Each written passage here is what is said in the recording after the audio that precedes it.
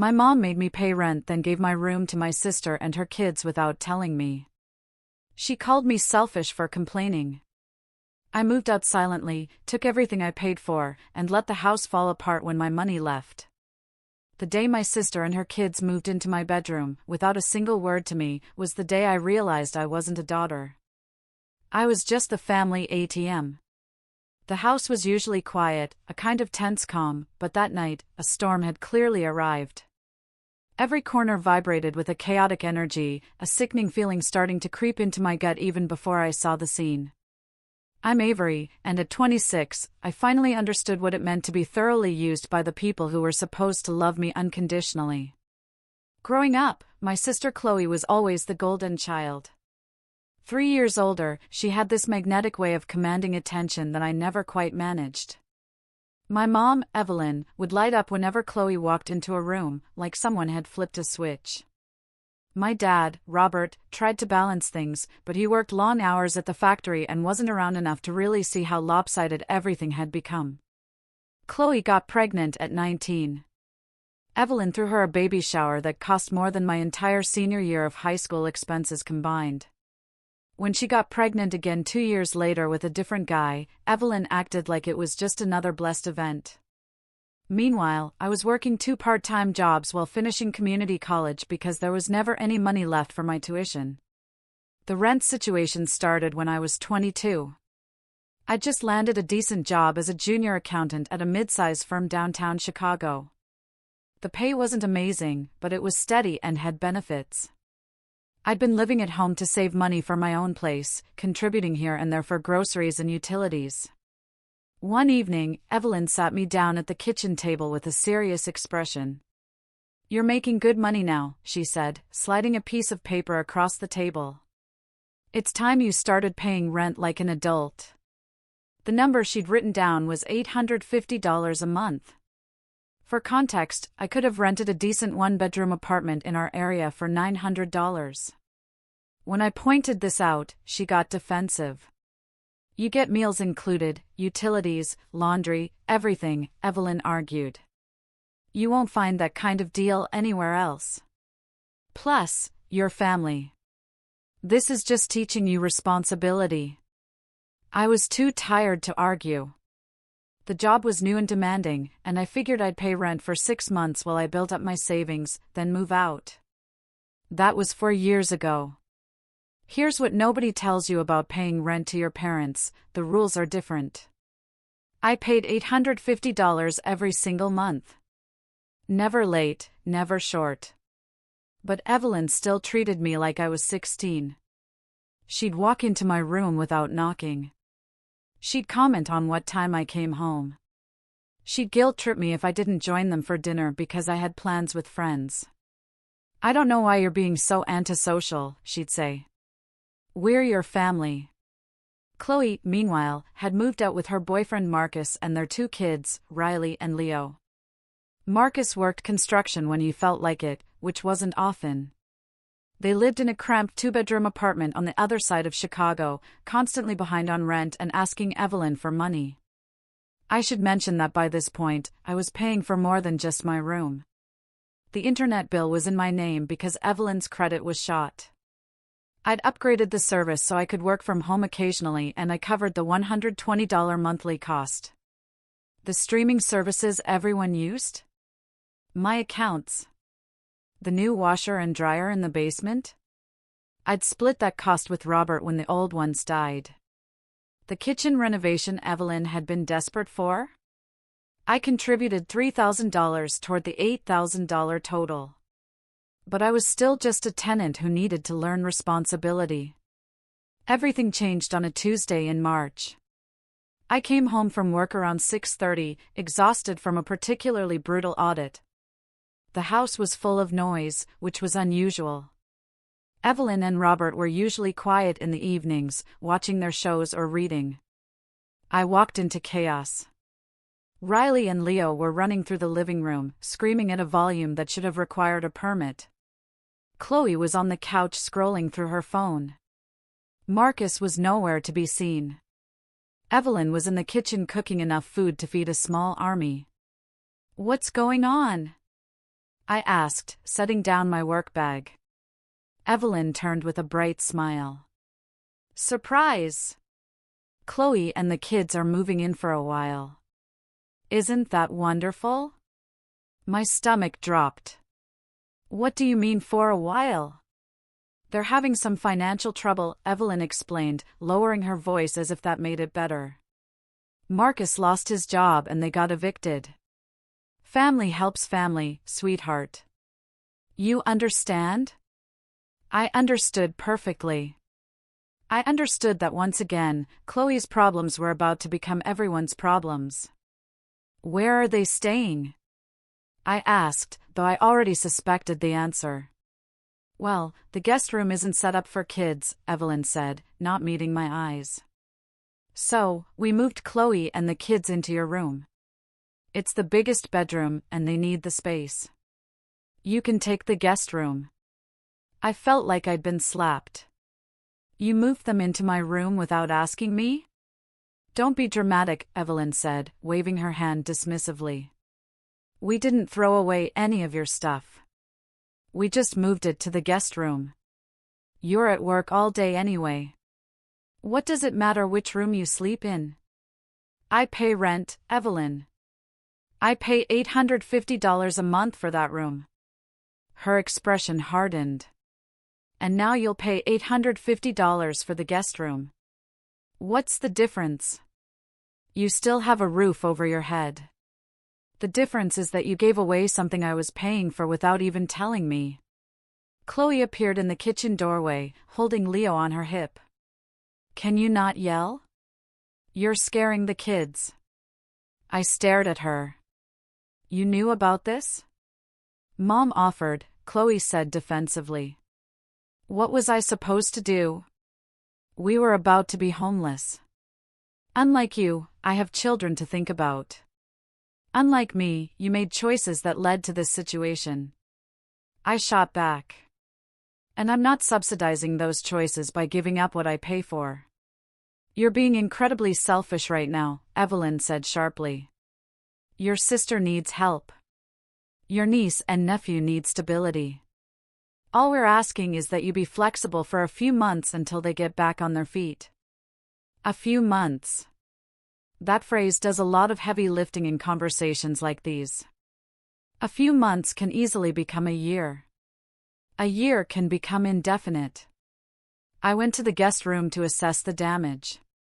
They'd shoved my furniture in wherever it fit, which wasn't well. My desk was wedged against the window, blocking most of the natural light. My dresser was crooked because the room wasn't quite wide enough. They'd piled my clothes on the bed, and my books were stacked in boxes in the corner. The room was half the size of my actual bedroom with no closet, just a small wardrobe that couldn't hold a quarter of my clothes. I opened my bedroom door across the hall. Chloe had already made herself at home. Her clothes were in my closet. The kids' toys were scattered across my floor. They'd moved in a second twin bed for Leo, and Riley would apparently share the queen bed with Chloe. My bedding was gone, replaced with Chloe's floral comforter set. The disrespect was staggering. That night, I barely slept on the guest room bed, which was really just a cheap futon with a bar that dug into my back. I could hear everything through the thin walls. Riley crying about missing her old room. Leo singing loudly at 9 p.m. Chloe talking on the phone to Marcus, who was apparently staying with a friend because there wasn't enough room for him at Evelyn and Robert's house. By morning, I'd made my decision. I started looking for apartments during my lunch breaks. I was careful not to tell anyone what I was doing. I'd learned over the years that information was currency in my family, and anything I shared would immediately get back to Evelyn. Finding a place took 3 weeks. I settled on a one-bedroom apartment in a decent neighborhood about 20 minutes from work. The rent was $950, just $100 more than I was currently paying, and I'd actually have privacy and space. I signed the lease and set my move-in date for the first Saturday in April. During those 3 weeks, living at home became unbearable. Riley and Leo had no concept of quiet hours. They'd be up at 6 a.m. on weekends, running through the house and screaming. Chloe made no effort to control them. "Kids are just loud," she'd say with a shrug. "You'll understand when you have your own." The bathroom situation was a nightmare. We only had 2 full bathrooms and now there were 6 people competing for shower time and counter space. My toiletries kept getting used and not replaced. Riley got into my makeup and destroyed a $40 foundation palette.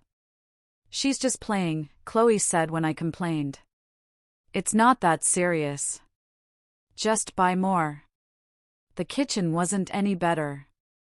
I'd come home from work to find the leftovers I'd saved for dinner gone. Chloe would give me this innocent look and say the kids were hungry. "I didn't think you'd mind sharing." Sharing would have involved asking first. I started buying a mini fridge for the guest room and keeping my food in there. Evelyn saw it and actually had the nerve to call me selfish. "We're a family," she said. "We share things. What's yours is everyone's, except what's mine is the only thing being shared," I pointed out. "Nobody's using Chloe's stuff without permission." "That's because Chloe doesn't have much," Evelyn replied. "You have more, so you should give more. That's how family works." That conversation crystallized something for me. In Evelyn's mind, I existed to subsidize Chloe's life. My success wasn't something to be proud of. It was a resource to be exploited. The final straw came 2 days before my scheduled move. I got home from work to find that someone had gone through my room. Again. My desk drawers were open and my work laptop was sitting out instead of in the locked cabinet where I always kept it. I found Chloe in the kitchen. "Did you go through my desk?" "I needed to print something for Riley's school," she said casually. "Your printer still works, right? You went into my work laptop?" "Relax.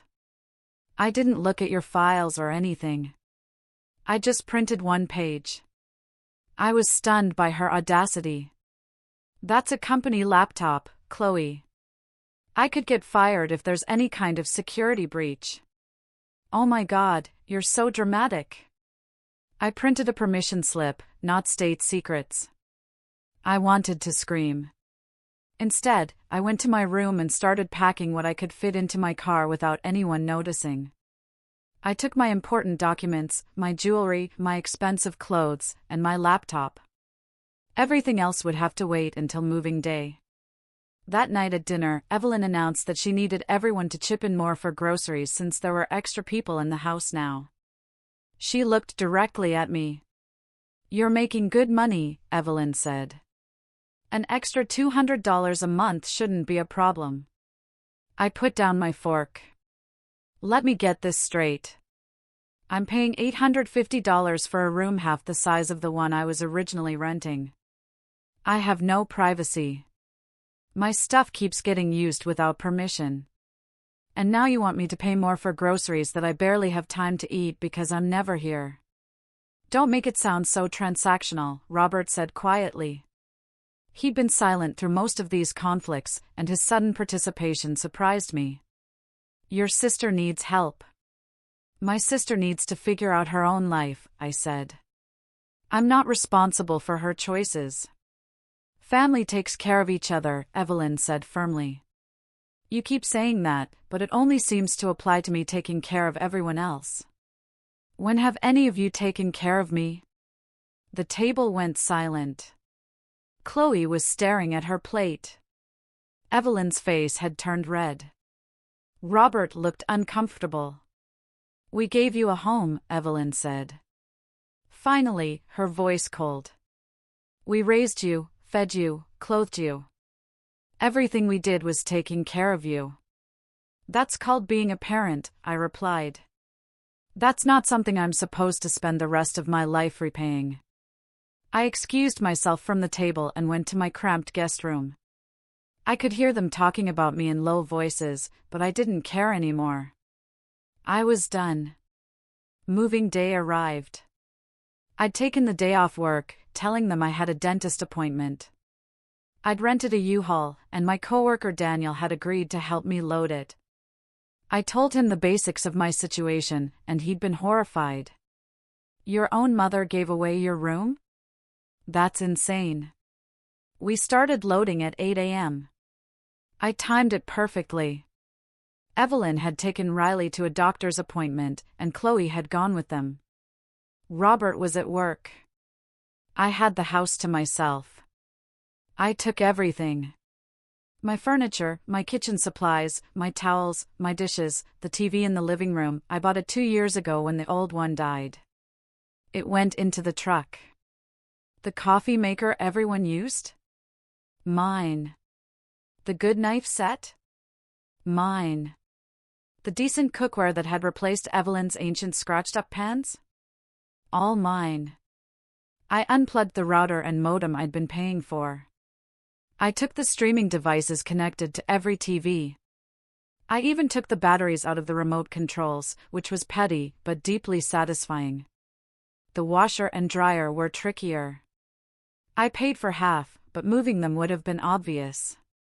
Instead, I called the appliance store and asked about their lease-to-own program. Turns out, if someone stops making payments on that kind of arrangement, the store can repossess the items. I made one final payment and then canceled the automatic payments from my account. Evelyn had never set up her share. She'd been relying on me to handle it. The store would be in touch with her soon enough. I left the guest room furniture because it wasn't mine, but I took every single item I'd ever purchased. When Daniel and I finished loading the truck, the house looked noticeably different. Not empty, but definitely less comfortable. I left an envelope on the kitchen counter with a note inside. I've moved out. Here's written notice that I will not be paying rent for April. All items I purchased have been removed. The router and modem will be disconnected at the end of the billing cycle since the account is in my name. Best of luck. I didn't leave a forwarding address. Daniel helped me unload at my new apartment. And by evening, I was exhausted but surrounded by my own things in my own space. I ordered pizza, cracked open a beer, and savored the absolute silence. No kids screaming, no sister guilt-tripping, no mother making snide comments about my life choices. My phone started ringing around 7 p.m. Evelyn, Chloe, Robert, even Marcus.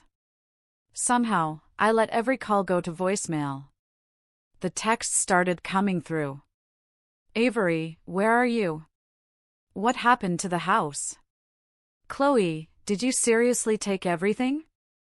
How are we supposed to function? Robert, we need to talk. Call me. Evelyn again. This is unbelievable. After everything we've done for you. I didn't respond to any of them. I took a long hot shower in my own bathroom with no one banging on the door. I made tea in my own kitchen. I sat on my own couch and watched my own TV. The voicemails got progressively more desperate and then angry. Evelyn's first message was confused. Honey, where are you? There's a note saying you moved out, but that can't be right. Call me back. By the third voicemail, her tone had shifted. I don't know what kind of tantrum this is, but you need to bring back our things. That TV was for the family. The coffee maker, the dishes, all of it. You can't just steal from us. Chloe's voicemails were more direct. You're such a selfish, expletive deleted.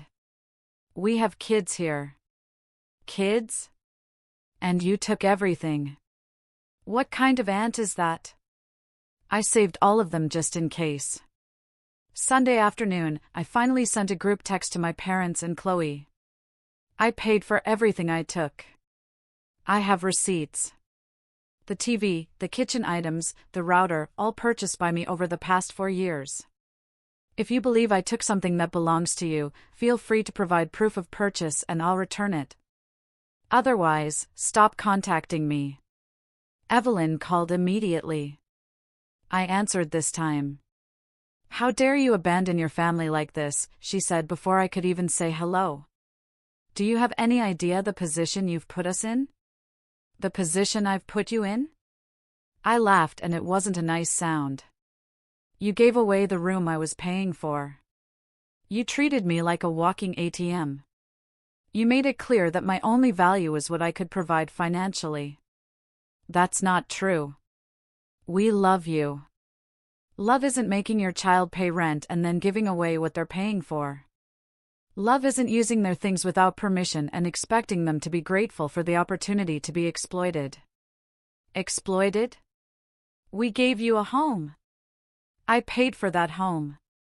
I paid $850 a month for 4 years. That's over $40,000, Evelyn. Plus the internet, the streaming services, the appliances, the kitchen renovation.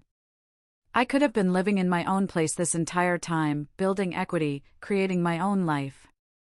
Instead, I was subsidizing yours while being treated like a burden. She went quiet for a moment.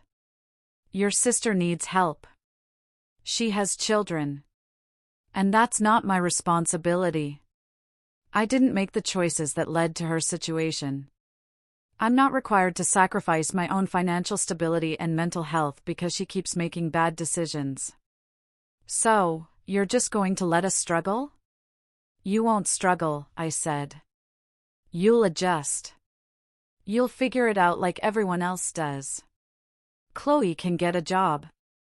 Marcus can get a job. You and Robert can set boundaries about how long they can stay. But none of that is my problem anymore. If you don't come back and help us, you're not welcome in this family, Evelyn said, and her voice had gone cold. That hurt more than I expected, but it also clarified everything. Then, I guess I'm not part of this family anymore. I hung up. The next few days were quiet. I focused on making my apartment feel like home, unpacking boxes, and arranging furniture. Work was a welcome distraction. I threw myself into a new project, staying late at the office, grateful to have something concrete to focus on. Wednesday evening, Robert showed up at my apartment. I don't know how he found my address. I certainly hadn't given it to him. He knocked on the door holding a bag from my favorite Thai restaurant, a peace offering. Can we talk? He asked. I let him in, though I wasn't sure why. We sat at my small dining table and for a while we just ate in silence. Your mother is beside herself, Robert finally said. Good. He looked surprised by my bluntness. She didn't mean for things to get this far out of hand. Didn't she? Because from where I'm sitting, she made a series of very deliberate choices that all prioritized Chloe over me. Robert sighed heavily. He looked older than I remembered, tired in a way that went beyond physical exhaustion. Your sister has always needed more help. She's not as capable as you are. And whose fault is that? You and Evelyn spent my entire childhood making excuses for her, cleaning up her messes, protecting her from consequences. You created a person who believes the world owes her something. Meanwhile, I learned that nothing I did would ever be enough because I wasn't the one who needed saving. That's not fair, is it? Name one time either of you celebrated my accomplishments without somehow turning it back to Chloe's needs. He couldn't. I could see him trying to think of an example, mentally scrolling through years of family history and coming up empty. You graduated college, he offered weakly.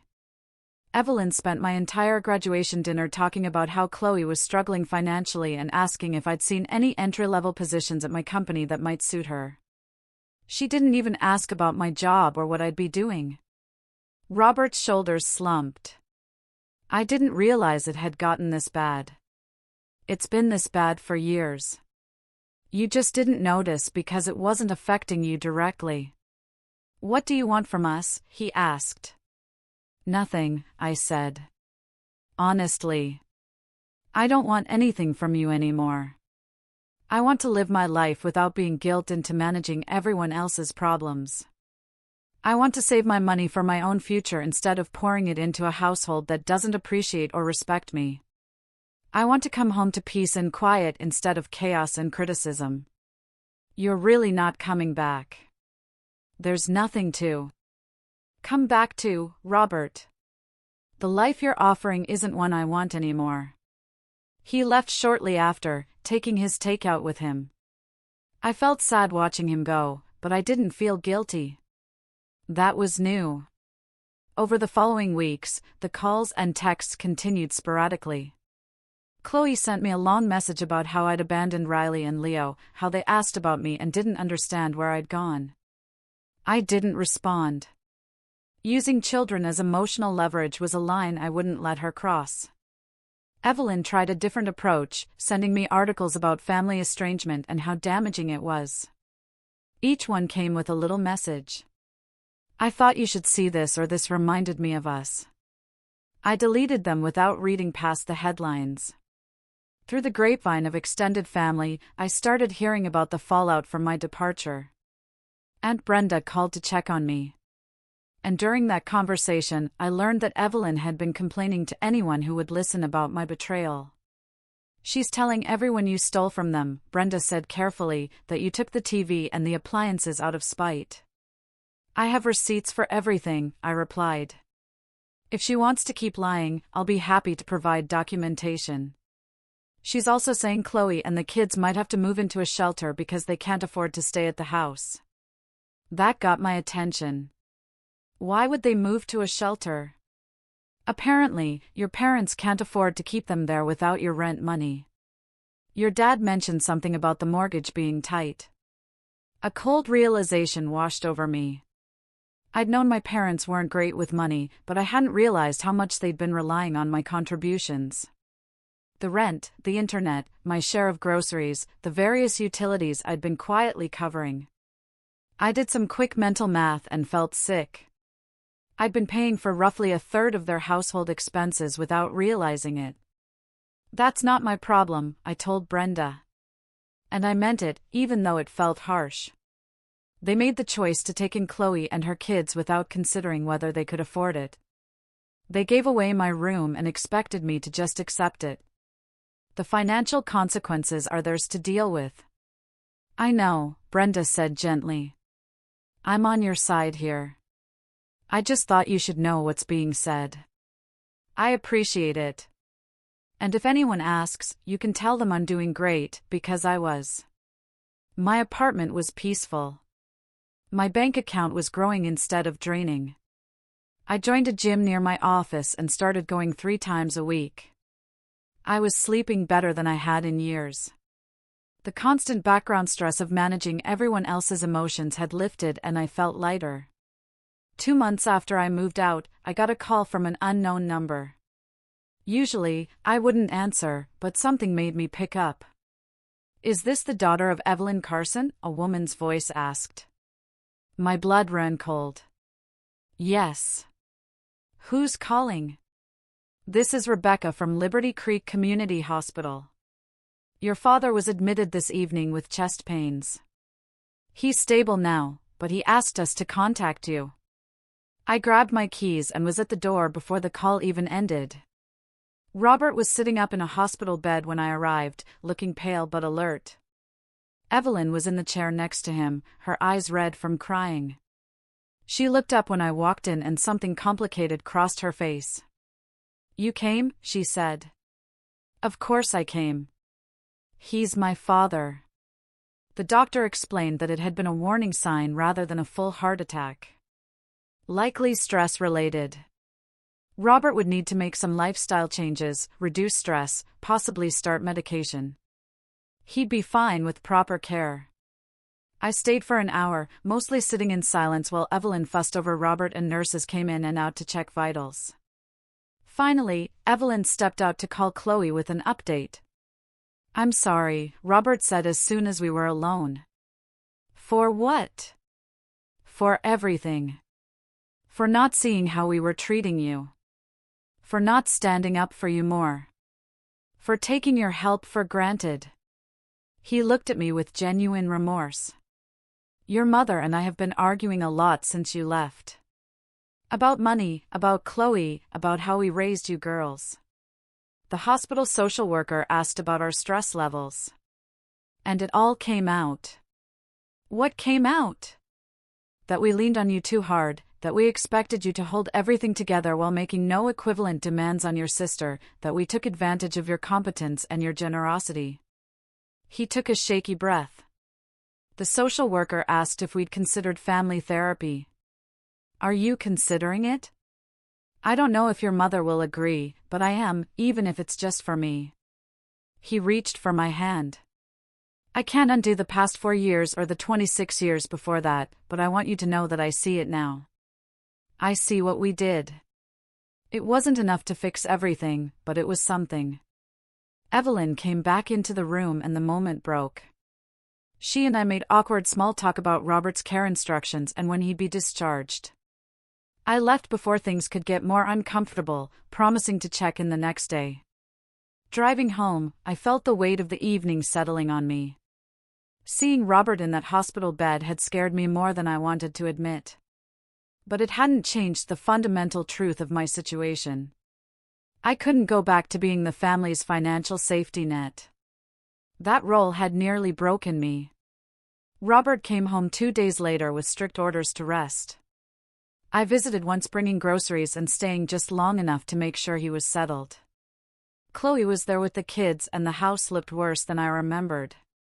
Cluttered, chaotic, with that specific kind of mess that comes from too many people in too small a space.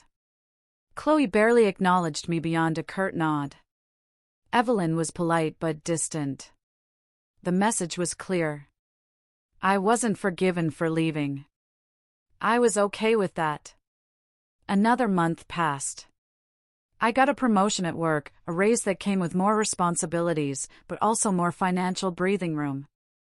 I started looking at houses, thinking about building equity like I should have been doing for years. My apartment was nice, but I wanted something permanent, something truly mine. Late one night, I got a text from Chloe. Just one line: Marcus and I are getting back together. We're moving out next week. I didn't respond, but I felt a strange sense of closure. The crisis that had been the excuse for all of this was ending. My family would have to figure out their finances without me, and maybe that was for the best. A week later, Robert called. Can we meet for coffee? We met at a diner halfway between my apartment and their house. Robert looked better, healthier than he had in the hospital. He'd lost a little weight, and some of the stress lines around his eyes had softened. Chloe's gone, he said without preamble. Moved in with Marcus again.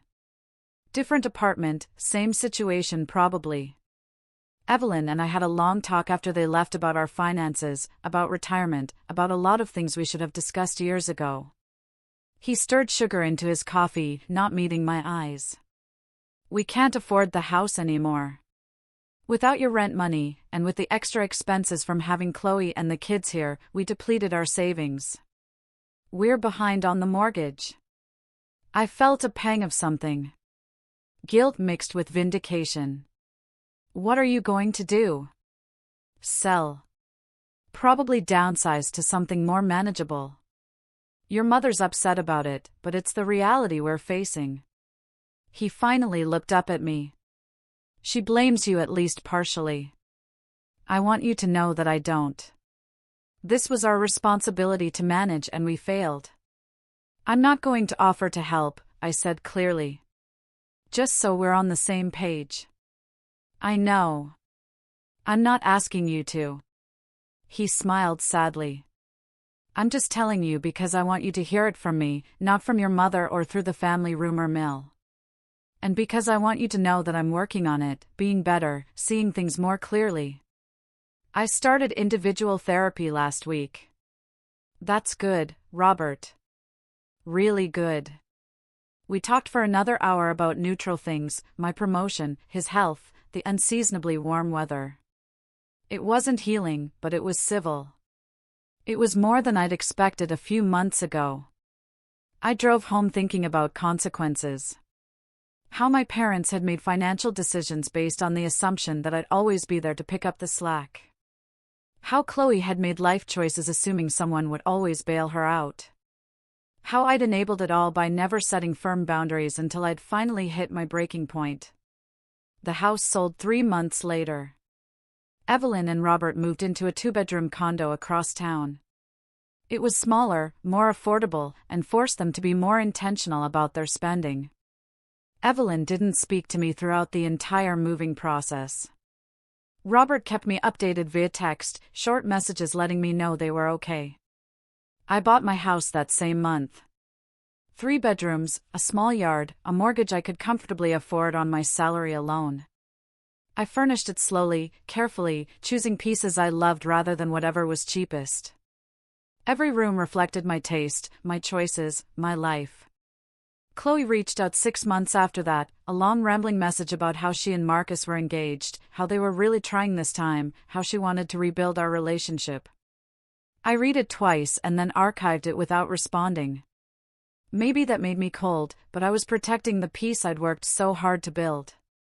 Christmas came and for the first time in my life, I didn't spend it with my family. I'd been invited to a coworker's holiday party and I went.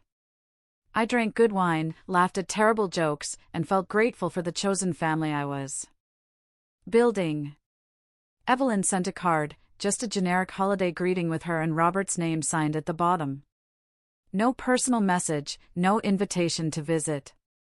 I put it in a drawer and didn't send one back. Looking back now, a year and a half after I moved out, I don't regret my decision. Sometimes people ask if I miss my family, and the honest answer is complicated. I miss the idea of them, the fantasy of what a supportive family might look like. But I don't miss the reality of what my family actually was, a system designed to extract resources from me while giving nothing meaningful in return. I think about the $40,800 I paid in rent alone, not counting everything else I contributed. I think about what I could have done with that money. Traveled, invested, bought a house sooner. I think about the emotional energy I spent trying to make everyone else happy while neglecting my own needs. The house I bought myself feels like a reclaiming. Every mortgage payment is going towards something that's mine. Building a future I chose.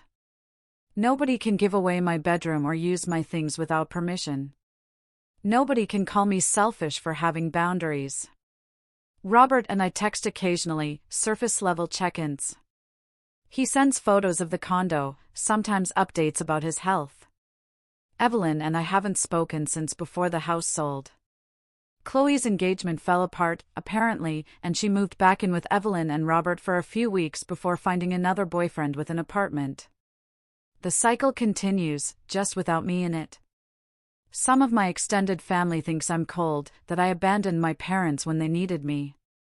Aunt Brenda defends me when she can, but mostly she tells me to let it go. That family gossip isn't worth my energy. She's right. I've started dating someone, a guy I met through a hiking group. He comes from a big, messy, loving family where people actually show up for each other, not just financially, but emotionally. Watching his family interact has been eye-opening. Seeing what healthy relationships actually look like. He asked me once why I don't talk to my family and I gave him the abbreviated version. He was quiet for a long time afterward. "You know that's not normal, right?" he finally said. "Charging your kid rent and then giving away their room, using their money and treating them like an ATM, that's not what family does." "I know that now." "Good," he said, pulling me close, "because you deserve better than that." I'm learning to believe him. My life now is smaller in some ways, quieter, but it's mine in a way it never was before. I make decisions based on what I want, not what everyone else needs from me. I spend my money on things that matter to me. I sleep in my own bed in my own house with doors that lock and boundaries that hold. Is it lonely sometimes? Sure, there are moments when I wish I had a family I could call for advice or support, but then I remember what that support actually looked like: conditional, transactional, available only when I was being useful. I'll take lonely over exploited any day. The last communication I had with Evelyn was 3 months ago. A text message late at night.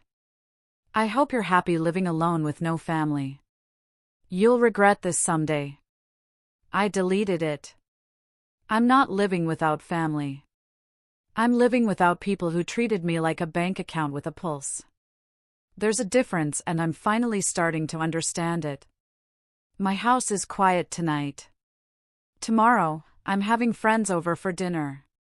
People who chose to be in my life and who I chose back.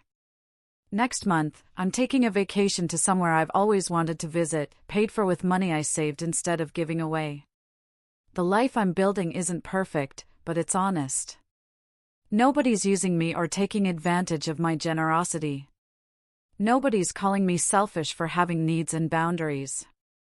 Nobody's giving away what I've worked for without my consent. I'm 28 now, finally living the life I should have been building at 22. Better late than never, I suppose. Sometimes I wonder what would have happened if I'd stayed.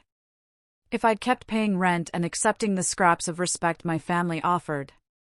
I'd probably still be in that guest room funding everyone else's choices, wondering why I felt so empty despite doing everything right. Instead, I'm here in my house with my things, living my life on my terms. And if that makes me selfish in my family's eyes, then I'll wear that label proudly because the alternative, sacrificing myself on the altar of everyone else's dysfunction, nearly destroyed me. I'm done apologizing for choosing myself. I'm done explaining why I deserve basic respect and consideration. I'm done performing gratitude for the privilege of being exploited. The house collapsed when my money left, just like I knew it would. But I'm not responsible for rebuilding what was never stable in the first place. That's their work to do, not mine. I'm building something better, something that's actually mine. What would you have done?